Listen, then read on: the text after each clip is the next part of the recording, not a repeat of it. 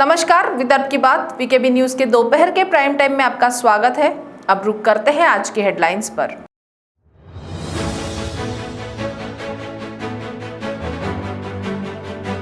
नागपुर के कलमना मार्केट में एपीएमसी घोटाले पर राज्य सरकार के जांच के आदेश। विधायक कृष्णा खोपड़े ने उठाया था घोटाले का मुद्दा।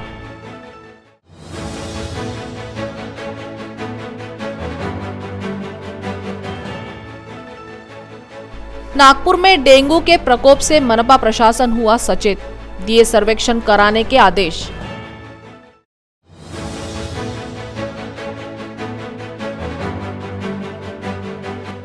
अस्थायी कामगार संगठन का संविधान चौक पर प्रदर्शन, स्वास्थ्य सेविकाओं ने जताई मनपा प्रशासन पर नाराजगी।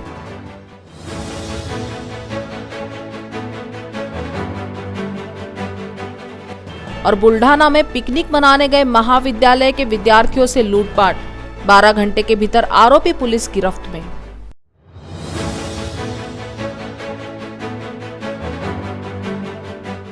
और अब खबरें विस्तार से।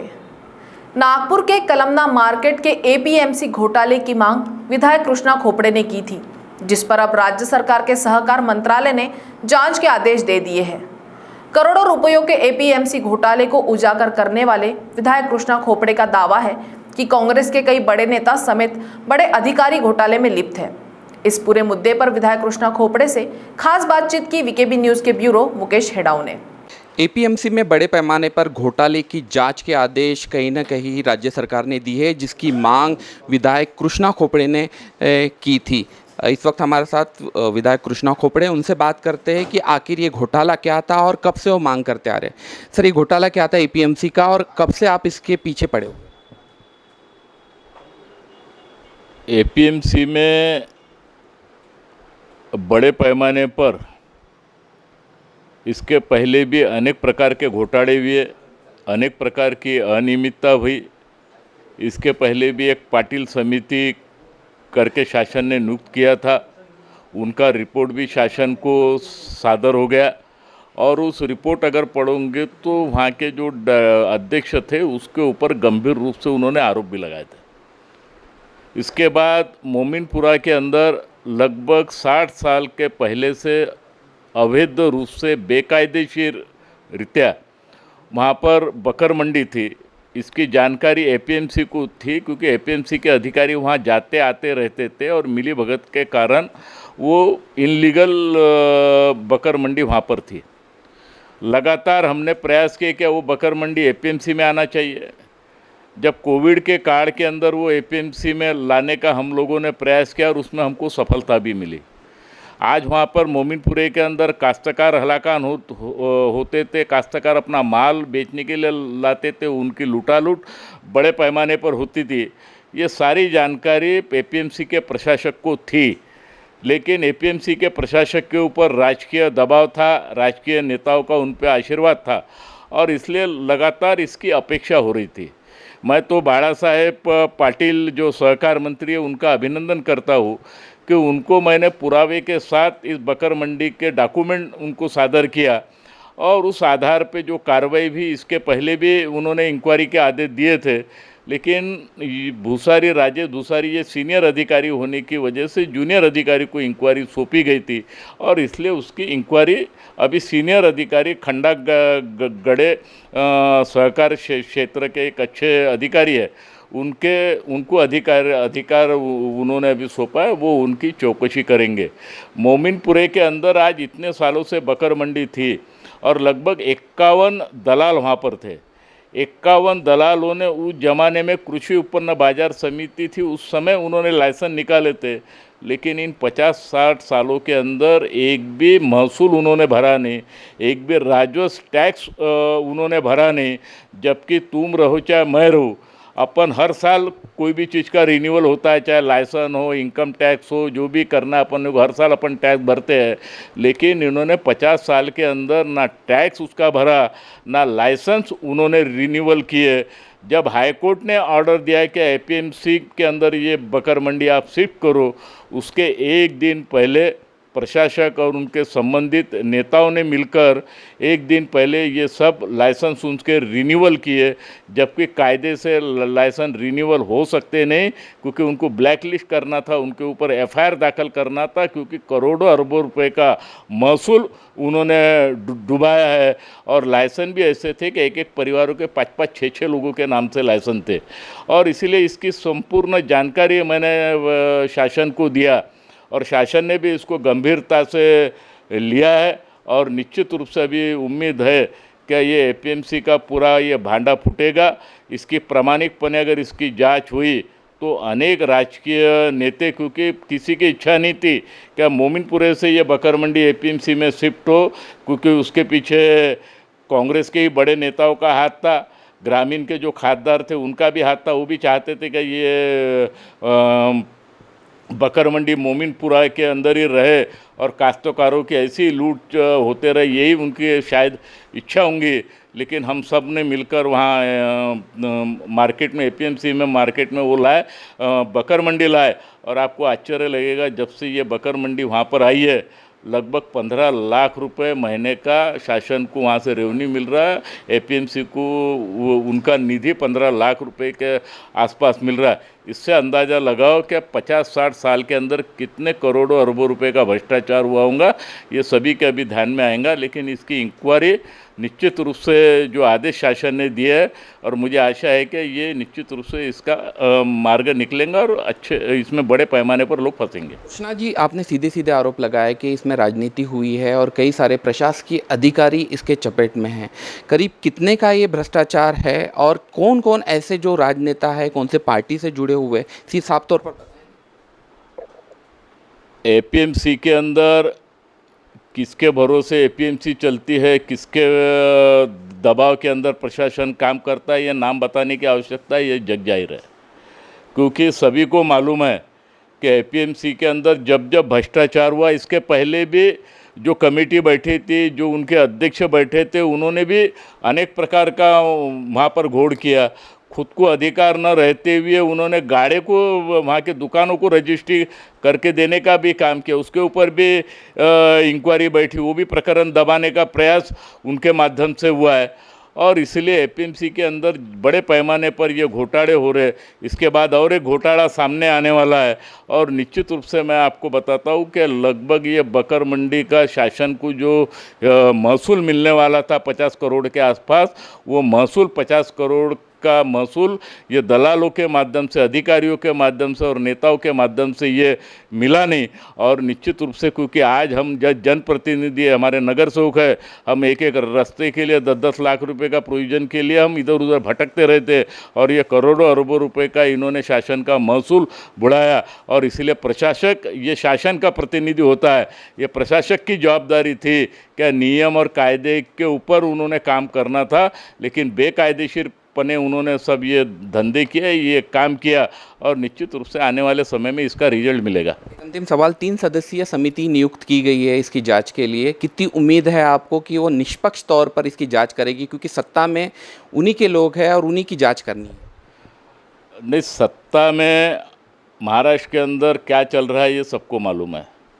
ये तिकड़म सरकार की आघाड़ी बैठी हुई है, शिवसेना, कांग्रेस, राष्ट्रवादी, एक में के भ्रष्टाचार के चट्टे बट्टे निकालने वाले, और इनका एक मुँह धंधा भी भ्रष्टाचारियों का है। लेकिन ये महसूल है, महसूल के साथ कभी छेड़छाड़ कोई अधिकारी करता नहीं, क्योंकि ये इसके भरोसे शासन चलता है, इसके भरोसे राज्य का विकास होता है। और महसूल मिले और महसूली की वसूली हो, ये जवाबदारी जो वहाँ का इंचार्ज रहता है, जो वहाँ का जो प्रमुख रहता है, ये उसकी जवाबदारी रहती है। परंतु इस प्रकार का उन्होंने अनदेखी किया, या बोलो क्या भ्रष्टाचार के अंदर वो भी उसमें नेताओं के साथ शामिल होंगे, दलालों के साथ उसमें शामिल होंगे। और निश्चित रूप से बाला साहेब पाटिल जो सहकार मंत्री है, वो राष्ट्रवादी कांग्रेस के सहकार मंत्री है।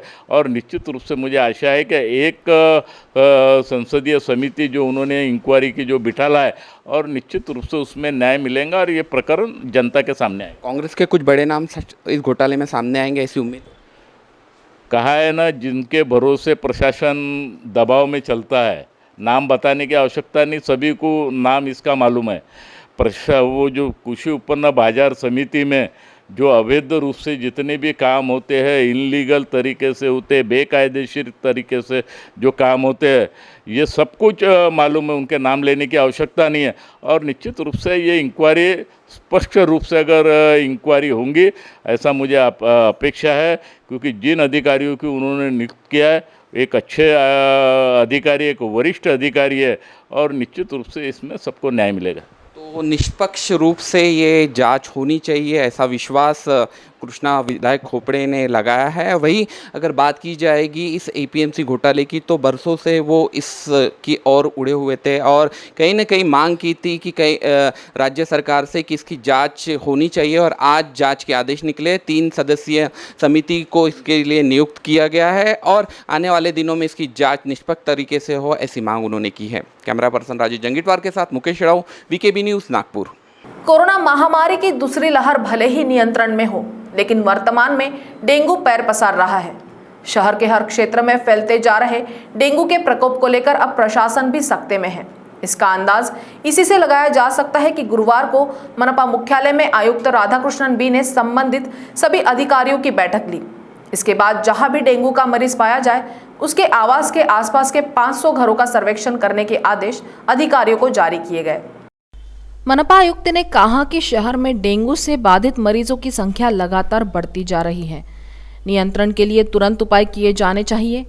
डेंगू का लार्वा केवल स्वच्छ और साफ पानी में ही बढ़ता है। यहीं से मच्छरों की पैदावार बढ़ती है, जिससे लोगों के घरों का सर्वेक्षण कर जहां पानी जमा रहता है, ऐसी जगहों को चिन्हांकित किया जाना चाहिए।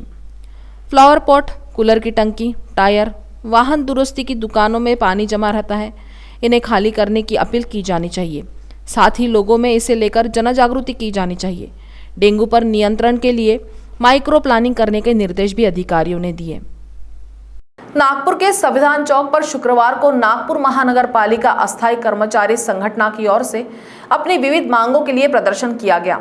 संगठन के अध्यक्ष जम्मू आनंद ने इस प्रदर्शन का नेतृत्व करते हुए अस्थायी कर्मचारियों की समस्याओं को उजागर किया। कोविड उपचार भत्ता देना होगा, कोविड उपचार खर्चा देना होगा, आरोग्य कर्मचारियों के साथ मनमानी नहीं चलेगी, कंट्राटी आरोग्य कर्मचारियों के साथ भेदभाव नहीं चलेगा। शहर के संविधान चौक पर शुक्रवार को महानगर पालिका के प्रशासन के खिलाफ अस्थायी कामगारों ने अपनी मांगों के चलते मांग दिवस मनाया। इस मांग दिवस के दौरान अस्थायी स्वास्थ्य सेविकाओं की ओर से जम्मू आनंद ने की अगुवाई में जानकारी देते हुए बताया गया कि कोरोना जैसी भीषण समस्या के बीच स्वास्थ्य सेविकाओं ने घर घर जाकर अपने स्वास्थ्य की परवाह किए बगैर जनता के स्वास्थ्य का कार्य किया और महानगर पालिका के साथ कंधे से कंधा मिलाकर कोरोना की जंग लड़ी।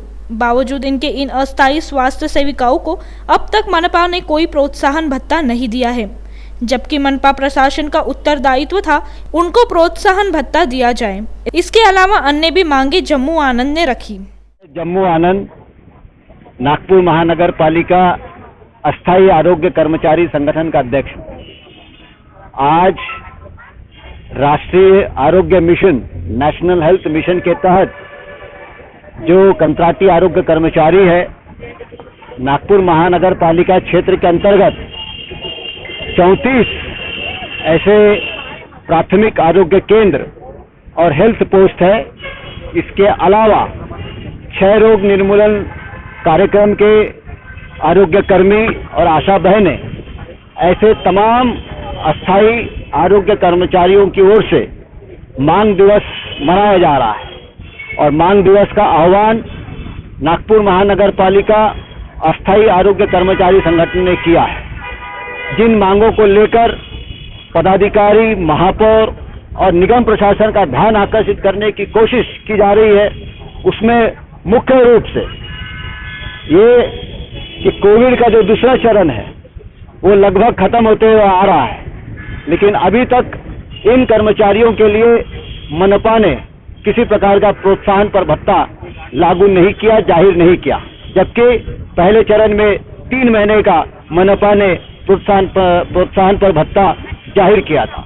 उसी प्रकार जो कर्मचारी इतने कठिन परिस्थिति में अपने आरोग्य को दांव पे लगाकर शहर के नागरिकों की आरोग्य की सुरक्षा और सेवा की आज ये तमाम कंट्राक्टी आरोग्य कर्मचारी असुरक्षित है। जहां तक आरोग्य का मामला है, आशा बहनें जिस प्रकार का काम करती है वो बहुत ही बुनियादी है और वो सारा काम आरोग्य से संबंधित है। इसलिए उनको समुदाय आरोग्य कर्मचारी का दर्जा मिलना चाहिए। इन तमाम मांगों को लेकर मांग दिवस मनाया जा रहा है। 4-4:15 बजे माननीय महापौर प्रथम नागरिक उनसे यूनियन का एक शिष्टमंडल मिलने जाने वाला है। इन सारी बातों की चर्चा हम वहां करने वाले हैं। बुल्ढाना में पिकनिक मनाने गए विद्यार्थियों से मारपीट कर लूटपाट मचाने वाले आरोपियों को बुल्ढाना ग्रामीण पुलिस ने 12 घंटे के भीतर धर दबोचा।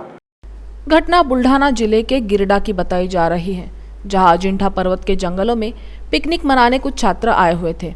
इस दौरान महाविद्यालयीन विद्यार्थियों से मारपीट कर उनके पास के मोबाइल व नकद रुपए लेकर 4 आरोपी फरार हो गए। इस बात की शिकायत विद्यार्थियों ने बुल्ढाना ग्रामीण पुलिस को कर दी, जिस पर कार्रवाई करते हुए 12 घंटे के भीतर पुलिस ने चारों आरोपियों को गिरफ्तार कर लिया है। बाइट। काल दिनांक 14/7/2021 रोजी पोलीस स्टेशन बुलढाणा ग्रामीण हद्दीतील मौजा गिरडा ह्या गावामध्ये ASPM आयुर्वेदिक महाविद्यालय येथील काही विद्यार्थी पिकनिकसाठी फिरायला गेले होते। पिकनिकसाठी ते त्या ठिकाणी फिरत असताना 4 इसम अनोळखी अज्ञात इसम हे त्या ठिकाणी आले आणि त्यांना थांबवून त्यांना मारहाण करून त्यांच्या जवळील 4 मोबाईल व नगदी असे एकूण 46,250 रुपयाचा माल त्यांनी जबरीने हिसकावून नेला, अशी तक्रार पोलीस स्टेशनला फिर्यादी भूषण रमेश राठोड हे जे विद्यार्थी आहेत त्या विद्यार्थ्यांनी पोलीस स्टेशनला दाखल केली आणि त्या दाखल झालेल्या तक्रारीवरून आम्ही लगेच तक्रारीची दखल घेऊन आरोपीचा मागसूस काढून त्याचा पाठलाग करून आरोपी जे हे आहेत त्याचा काही आमच्या गोपनीय बातमीदाराकडून माहिती घेऊन आरोपीची माहिती घेतली आणि त्याच्यानंतर असं समजलं की हे आरोपी मड आणि जळगाव जिल्ह्यातील राहणारे आहेत। वक्त हो चला है एक ब्रेक का, मिलते एक छोटे से ब्रेक के बाद। बाय। सब जानना चाहते हैं मेरा फेवरेट कलर, मेरा फेवरेट डेस्टिनेशन, मेरी फेवरेट डिश, पर कोई ये नहीं पूछता कि फेवरेट डिश मैं बनाती कैसे हूँ। अरे यार, जिसे टेस्टी खाना पसंद है वो अच्छे टेस्ट तक पहुँच ही जाता है। सुरुचि मसाले, खाने में हो रुचि तो घर लाइए सुरुचि। अपने सपनों की उड़ान भरने की इच्छा तो हर किसी की होती है, पर पंख भी तो मजबूत होने चाहिए जो देता है flywheel aviation academy. Flywheel aviation academy एक ऐसा इंस्टीट्यूट है जहां पर एयरलाइंस एंड एयरपोर्ट हॉस्पिटैलिटी और टूरिज्म मैनेजमेंट, साथ ही यहां campus interview, guidance by industry expert, practical training at airport, expert faculty, personal grooming जैसे कई सारे बेनिफिट्स आप पा सकते हैं। Flywheel aviation academy, 1 degree, 3 job opportunities. Flywheel Aviation Academy gives you a degree or diploma with a job. Flywheel Aviation Academy, 365 Gandhinagar, LAD College Square, beside Karnataka bank Nagpur. Break के बाद आपका स्वागत है। केंद्रीय मंत्री नितिन गडकरी ने कहा है कि सौर ऊर्जा उत्पादन को प्रोत्साहन देने के लिए अब सभी नेशनल हाईवे पर स्थित टोल नाकों में सोलर ऊर्जा का उपयोग अनिवार्य करेंगे। वे CII के पदाधिकारियों के साथ सौर ऊर्जा निर्माण में आत्मनिर्भरता विषय पर वीडियो कॉन्फ्रेंसिंग के माध्यम से संवाद कर रहे थे। इस संवाद के जरिए केंद्रीय मंत्री नितिन गडकरी ने कहा कि इस वर्ष के अंत तक भारत 175 गीगावाट सोलर ऊर्जा निर्माण करने में सफल होगा। इस क्षेत्र में देश दुनिया में 5वें क्रमांक पर है। उन्होंने विश्वास जताया कि वर्ष 2030 तक देश 450 गीगावाट सोलर ऊर्जा निर्माण का टारगेट पूरा करेगा। गडकरी ने कहा कि सौर ऊर्जा के विस्तार को प्रोत्साहन देने के लिए सरकार प्रयत्न कर रही है। इस क्षेत्र में देश को आत्मनिर्भर बनाने के लिए रूफटॉप सोलर प्रणाली को अधिक विस्तार देने की जरूरत है। प्रधानमंत्री के नेतृत्व में केंद्र सरकार ने मूलभूत सुविधाओं के विकास के लिए $1.4 ट्रिलियन का निवेश किया है। गडकरी ने कहा कि नेशनल हाईवे पर आने वाले 2 वर्ष में 15 लाख करोड़ के रोड निर्माण का लक्ष्य रखा गया है। 8000 किलोमीटर का 22 ग्रीन नेशनल हाईवे बनाया जा रहा है। इसके अलावा 8500 किलोमीटर हाईवे का निर्माण नेशनल लॉजिस्टिक मास्टर प्लान में किया गया है। केंद्रीय मंत्री ने बताया कि राजस्थान, हिमाचल, उत्तर प्रदेश और आंध्र प्रदेश इन 4 राज्यों में हाईवे कॉरिडोर बनाने के लिए सरकार ने वर्ल्ड बैंक से $500 मिलियन के करार पर हाल ही में हस्ताक्षर किया है। उन्होंने कहा कि जैविक ईंधन के उपयोग को भी सरकार प्रोत्साहन दे रही है। 8 लाख करोड़ के क्रूड ऑयल आयात पर नियंत्रण रखने के लिए यह जरूरी है। इतना ही नहीं, वाहनों के चार्जिंग के लिए भी सोलर ऊर्जा का उपयोग हो, इसे भी प्रोत्साहित किया जा रहा है। देश में पर्याप्त सोलर ऊर्जा उपलब्ध हो सकती है। इससे वाहन चार्ज हुआ तो इलेक्ट्रिक से कम खर्च होगा। राज्य भर में जारी पाबंदियों पर जल्द ही बड़ी राहत मिल सकती है, ऐसे संकेत राज्य के स्वास्थ्य मंत्री राजेश टोपे ने दिए हैं। गुरुवार को मुंबई में कोरोना वैक्सीन को लेकर राज्य भर में उठाए जा रहे सवालों पर राजेश टोपे ने कहा कि वैक्सीन को लेकर समस्या है जो प्रतिदिन 4 लाख के करीब हमें दी जा रही है, जबकि महाराष्ट्र को प्रतिदिन 15 लाख वैक्सीन की आवश्यकता है। जबकि जिन लोगों के वैक्सीन के 2 डोज हो चुके हैं उनके लिए लोकल खोलने पर राज्य सरकार की बातचीत शुरू होने की जानकारी भी स्वास्थ्य मंत्री राजेश टोपे ने दी। देखिए, अगर केंद्र सरकार के पास पड़ा हुआ है तो केंद्र सरकार ने वह राज्यों को देना चाहिए जो राज्य बहुत गति से वैक्सीनेशन कर रहे हैं। तो महाराष्ट्र गति से वैक्सीनेशन करना चाहता है और मुझे यकीन है कि अगर हम 3rd वेव सही माने रोकना है तो या उसमें नुकसान नहीं होने देना है, मनुष्य हानि नहीं होने देनी है, तो वैक्सीनेशन यह एक ही पर्याय है, ऑप्शन है और इसलिए हम इसको बहुत ज़्यादा अहमियत, इम्पोर्टेंस देना चाहते हैं। देखिए, अनलॉक के बारे में आज अगर हमने हमारी आज की स्थिति क्या है, हमने लेवल्स बनाए हैं, लेवल 4, लेवल 3, लेवल 2, लेवल 1। तो आज महाराष्ट्र के सभी डिस्ट्रिक्ट्स लेवल 3 पे है। तो लेवल 3 के जो रेस्ट्रिक्शंस है वह अभी जारी है। अभी ऐसा है कि करीबन 10 ज़िलों में जो आंकड़े हैं पॉजिटिव के, वे है 92%, 92%। तो इतना 10 ज़िलों में है और बाकी बचे 26 ज़िले। तो ये 26 ज़िलों में अन्य 8% जो है, करीबन जो 1 लाख के दरमियान हमारे जो एक्टिव केसेस है उसमें 8% 26 डिस्ट्रिक्ट्स में है और 10% 92 डिस्ट्रिक्ट्स में है। तो यह आज की स्थिति है और पिछले महीने से 7,000 से लेके 8-9 हज़ार तक हमारे जो पॉजिटिव रोज़ के जो केसेस है वो आ रहे हैं। तो एक प्लेटो हुआ है, लेकिन प्लेटो बिल्कुल मुझे लगता है कि हमें समाधान नहीं है।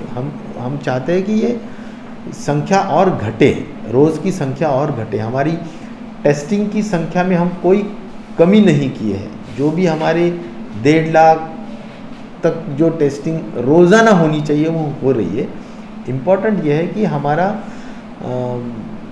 पॉजिटिव होने का जो संख्या है रोज़ का वो घटना चाहिए।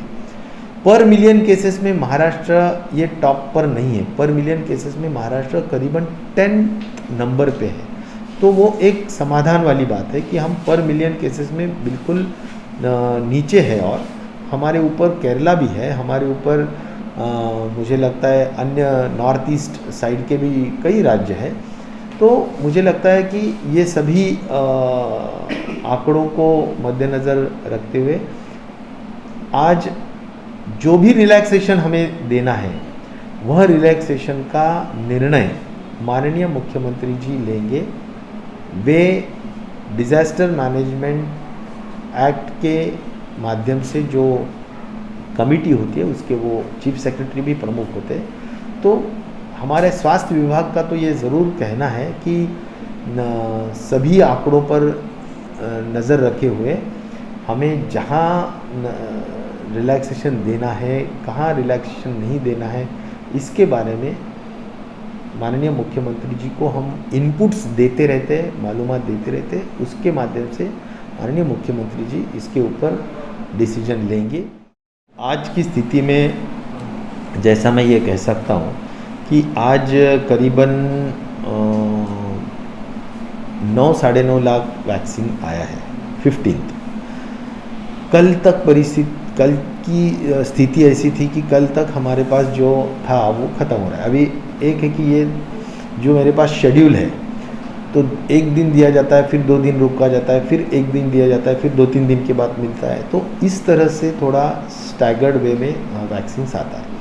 तो ये हमारी कैपेसिटी है, मिल रहा है 2-3 लाख पर डे मिल रहा है।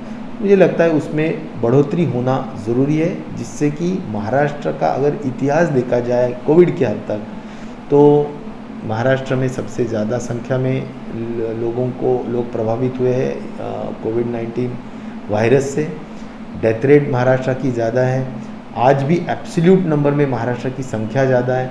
अगर दोनों डोज लिए गए हैं तो और प्रॉपरली कोविड अप्रोप्रिएट बिहेवियर वो व्यक्ति अगर वो कर रहा है, मुझे लगता है कि इस तरह के जो रिलैक्सेशंस होते हैं तो वो देने के लिए ज़रूर टास्क फोर्स विचार करेंगी।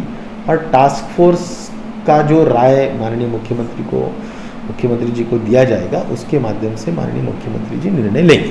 देखिए, मुंबई लोकल ट्रेन तो हमारी लाइफलाइन है और इसलिए ज़रूर मैं भी चाहूँगा कि जितना नॉर्मल सी जल्दी आए वो होना चाहिए। लेकिन वो बीएमसी के जो भी उनके भी जो रिपोर्ट होते हैं या उनका भी एक राय होती है, उनका सुझाव होता है, उनको भी देखना चाहिए। टास्क फोर्स क्या कहती है ये देखना चाहिए। तो ये सभी के जो विचार है वो लेते हुए इसके ऊपर माननीय मुख्यमंत्री जी ही अंतिम निर्णय लेंगे। उन्हीं को ये अधिकार है। सर, कुछ ऐसा प्लान है कि जिन लोगों को 2 वैक्सीन हो चुकी है उनको कम से कम ट्रेन में सफर करने का अनुमति दी जाए? मुझे लगता है कि इस टाइप के जो भी मांग आ रही है उस पर सोच हम कर रहे हैं। हम पॉजिटिवली भी इसके ऊपर सोचेंगे, क्योंकि आने वाले दिनों में ज़रूर अगर लेवल 3 से लेवल 2 पे भी अगर मुंबई लाई गई तो भी कई लोगों को इसमें जाने आने के लिए राहत मिल सकती है। लेकिन ये सभी डिसीजंस अंतिम में माननीय मुख्यमंत्री लेंगे।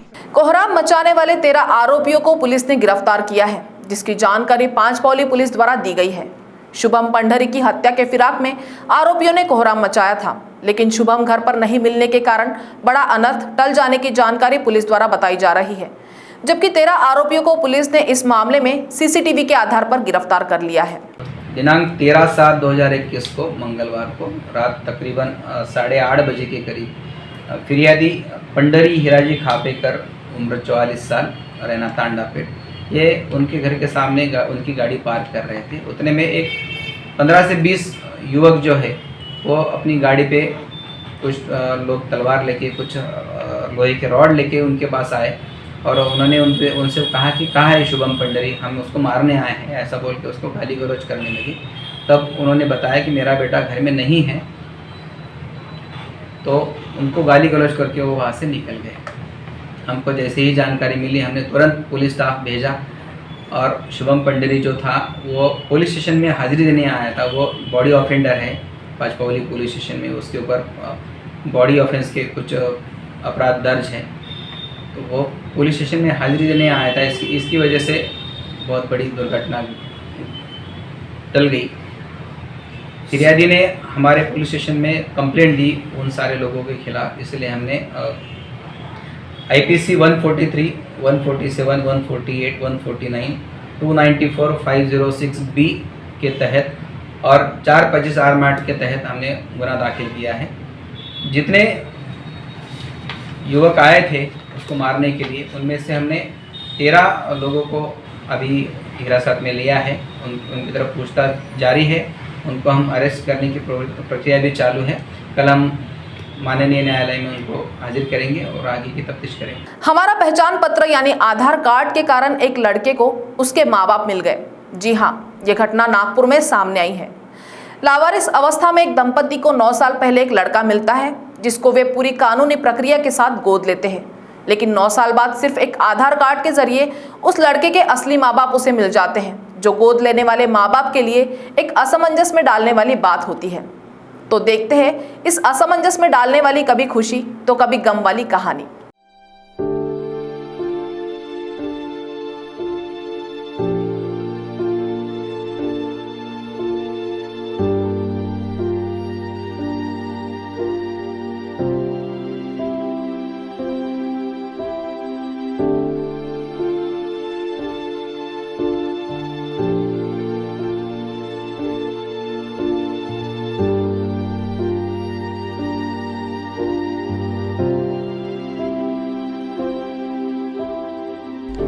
आंखों से आंसू छलक रहे हैं क्योंकि अमन को उसके जन्म देने वाले माँ बाप मिल चुके हैं।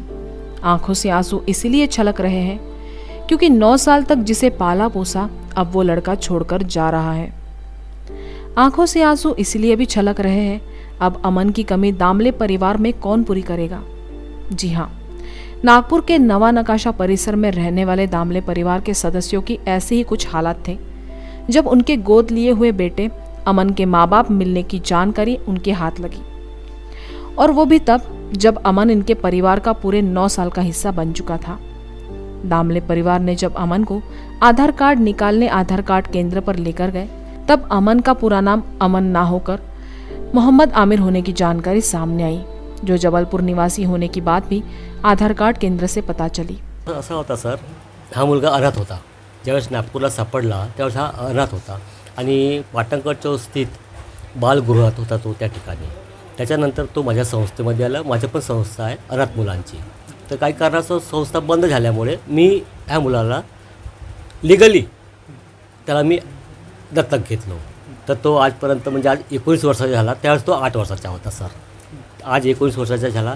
त्याच्यानंतर मला याचे आधार कार्डची मला गरज भासली। गरज भासल्यानंतर मी सेंटरला गेलो, आधार सेंटरला। त्या ठिकाणी मला मराठे साहेब भेटले।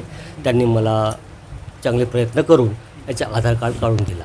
आधार कार्ड निघाल्यानंतर मला माहिती असं पडलं की यांचे वडील जबलपूरचे आहेत आणि हा एक मुस्लिम पोरगा आहे। त्याच्याबद्दल शंका नाही, तो मुस्लिम राव कोणीच राव, पण एक इतकी खुशी वाटली आम्हाला की त्याचा एक परिवार मिळाला।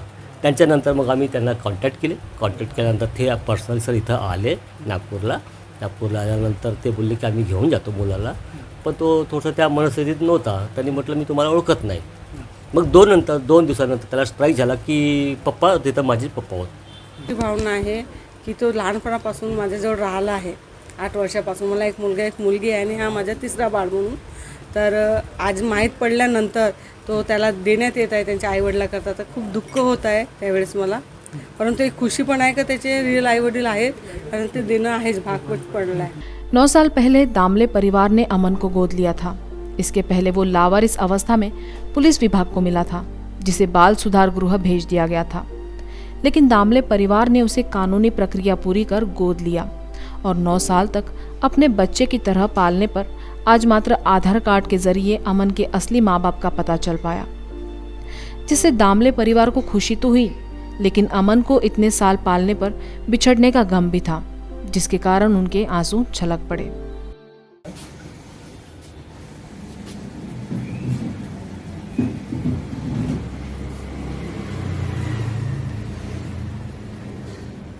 खऱ्या अर्थानं सर आम्हाला इतकं चांगलं वाटलं की त्याचे खरे आई वडील मिळाले। ठीक आहे, थोडंसं दुःख होईल आम्हाला, दुःख होत आहे आम्हाला, दुःख तर इतकं होणार की त्याचे अर्थ तर आता काय करणार आहोत।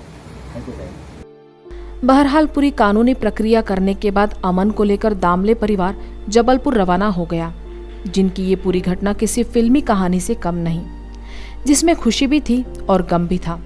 खुशी इस बात की कि अमन अपने माँ बाप के पास चला गया, और गम इस बात का कि अमन अपने माँ बाप से बिछड़ भी गया। नागपुर से मुकेश हेड़ाऊ, वीकेबी न्यूज़ के लिए। तो दोपहर के प्राइम टाइम में अभी इतना ही। आपसे फिर मुलाकात होगी, तब तक बने रहिए वीकेबी न्यूज़ के साथ। नमस्कार।